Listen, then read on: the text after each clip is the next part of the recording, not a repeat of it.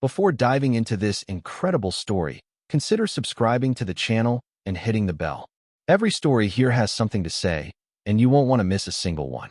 Maplewood was a sleepy little town nestled in the heart of the Midwest, enveloped by forests of ancient oaks and bordered by fields golden with autumn harvests. Here, time seemed to flow with an almost timeless gentleness. The days were punctuated by the ringing of the church bells in the village center, the crackling of wood fires in the fireplaces, and the laughter of children playing in the quiet lanes. Everyone knew each other's name. Greeting with a simple "Hello, Emily," or "How's the Johnson family?" was warm and sincere, like a long-standing tradition. Emily Johnson had grown up there, at 42 Main Street, in a modest but vibrant house. Her father, Michael, had worked for 20 years at the local farm equipment factory, a massive, noisy building on the outskirts of town. Her mother, Linda, was an elementary school teacher known for her patience and kindness. The Johnson home wasn't wealthy, but it echoed with laughter, heated discussions about local politics, and dreams whispered by the fireside.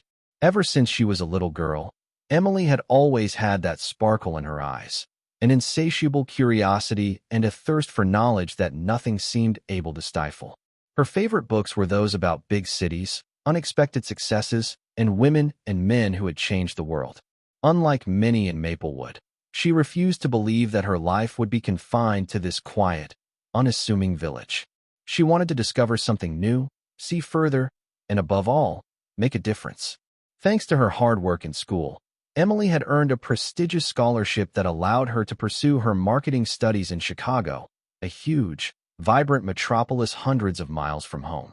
When Brightstone and Company, one of the city's most reputable agencies, offered her an internship, she felt a mixture of excitement and apprehension. It was the first step toward the life she had always dreamed of. On the morning of her first day, Emily rose before dawn. She put on her sharpest outfit, a simple but clean suit, and boarded the bus that would take her downtown. Watching the skyscrapers rise as she approached, her heart pounded. Arriving in front of Brightstone's glittering glass tower, she took a deep breath. The facade reflected the clear blue sky, and inside, everything shone with a cool glow. Polished marble floors, stainless steel walls, and a vast lobby where employees, dressed in impeccable suits, moved confidently.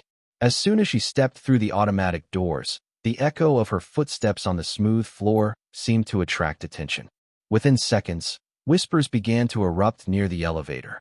"Have you seen her shoes?" whispered a shrill female voice. "She really thinks she can make it here, that village girl." Emily felt her cheeks heat, but she looked away, clenching her fists to keep her head from lowering. Polite smiles turned into silent judgments, as if her presence disturbed this closed universe. When she finally reached her office, she faced her manager, a stern-looking man with round glasses, who looked her up and down. "Johnson, try to keep up. We don't make room here for little provincial girls with big dreams," he said in a dry, almost contemptuous tone.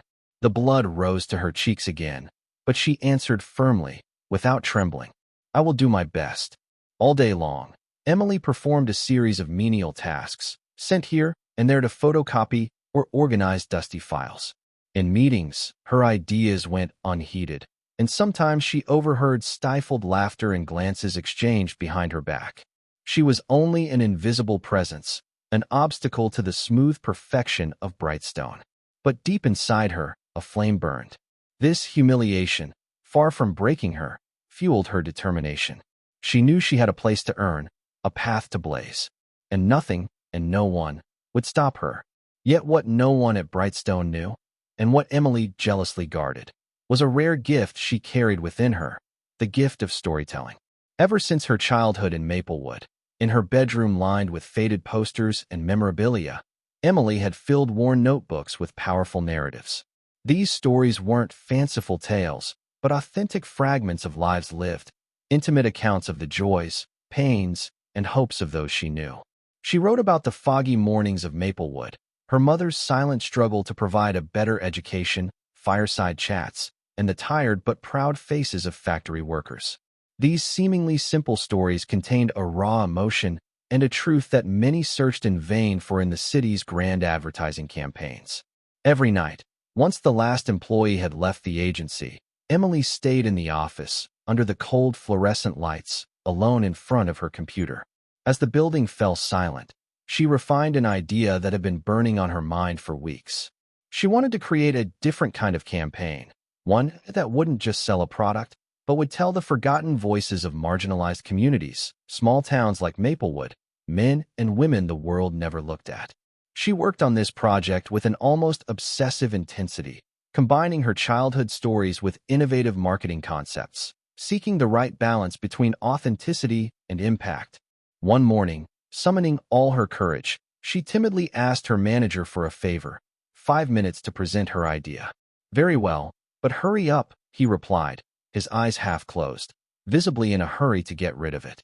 Emily took a deep breath, felt her heart pound, but when she began to speak, a transformation took place. Her voice, hesitant at first, gained confidence and passion. "It's not just about selling a product," she explained, her eyes shining, "but about telling real stories, giving a voice to those society forgets. Because behind every face, there's a struggle, a story that deserves to be heard." Imagine a campaign where consumers aren't just customers, but witnesses to an often invisible reality. A sincere campaign, one that creates a human connection, that touches the heart. In the meeting room, the murmurings faded. The gazes that had been indifferent just seconds earlier turned to her, intrigued. Even her manager averted his contemptuous gaze to listen, one eyebrow raised. Sarah Mitchell, a senior partner known for her keen instincts and critical eye, watched Emily closely. When the young intern finished, Sarah gestured for her to stay after the meeting. "You're talented, Emily," she whispered to him with a genuine smile. "Never let anyone tell you otherwise. What you offer is rare around here. Keep that passion, that authenticity. That's what will make the difference." This simple encouragement was like a breath of fresh air for Emily, a validation that gave her the strength to continue, even in the face of obstacles. From that moment on, Emily's life at Brightstone and Company changed dramatically. She gradually felt the invisible walls built against her crack. It wasn't a sudden change, but a slow, subtle transformation, shaped by her hard work and unwavering determination. Emily arrived early every morning, sometimes before daylight filtered through the agency's floor-to-ceiling windows. She listened attentively in meetings, asked insightful questions, learned to use the complex tools of digital marketing, and honed her strategic acumen. Her ideas, once ignored or ridiculed, were beginning to find their place, supported by solid arguments and tangible results.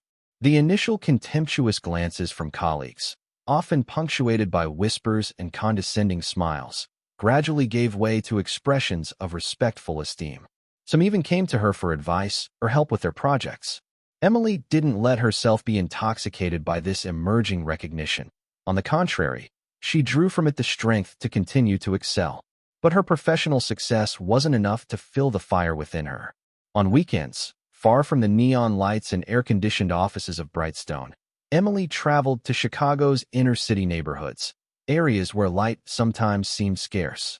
There, she led workshops for troubled young girls, teenagers often overlooked by society.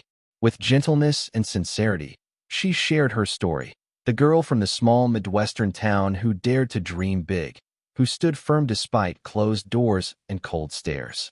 She wanted to convey hope, to show them that race didn't determine destiny, that every voice had its place and could carry far.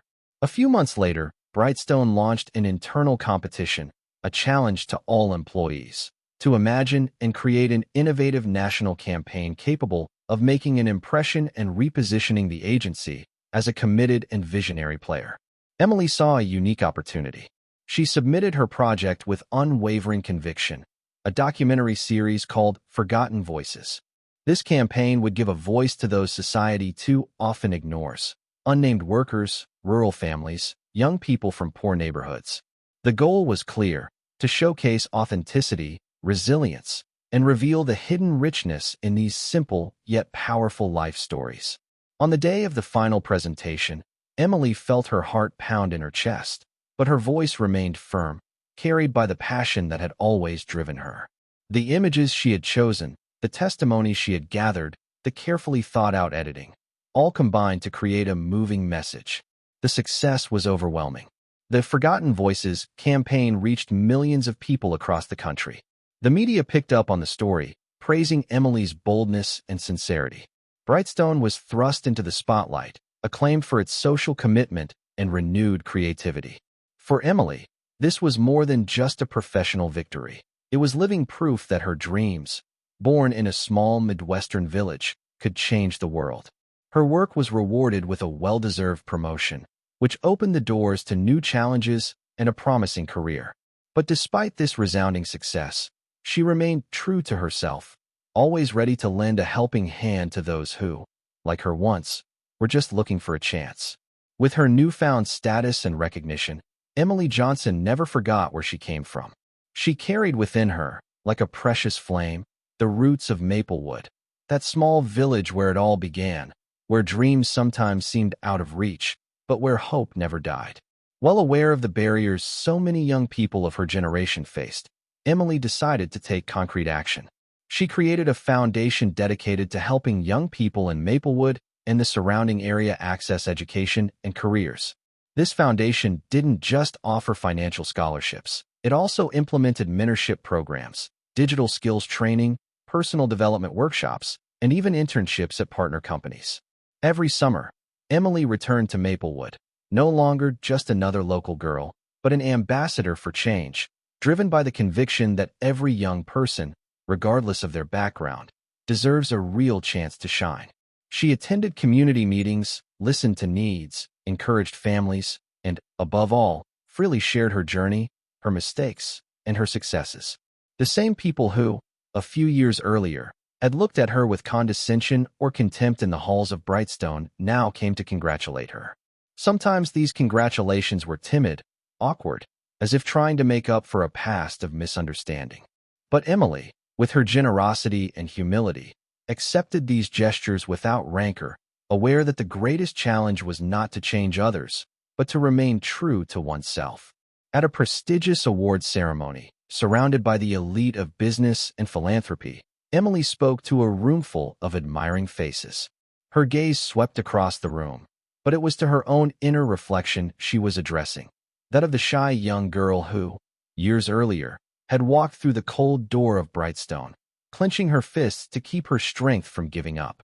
She smiled, then said in a clear, calm voice, "No one should be judged by their origins, but by their dreams, their determination, and their ability to rise again. It is this strength that forges the future, breaks down barriers, and gives meaning to our lives." Applause erupted, echoing like a victory not only for Emily, but for all those who, like her, believed in a more just and inclusive world. Years later, Emily Johnson had become an iconic figure in innovative marketing and social engagement. Her story transcended the borders of Maplewood and inspired thousands of young people across the country. Her journey proved that a person's worth is not measured by their roots or the wealth of their background, but by the courage they display to rise above prejudice. In Maplewood, a symbol of this dream come true, a community center now bore her name. This bright, vibrant place was a sanctuary where new stories, equally grand and full of hope, could begin. Children and teens came to learn, create, and dream, under Emily's watchful eye, whose light continued to guide those who dared to believe in themselves.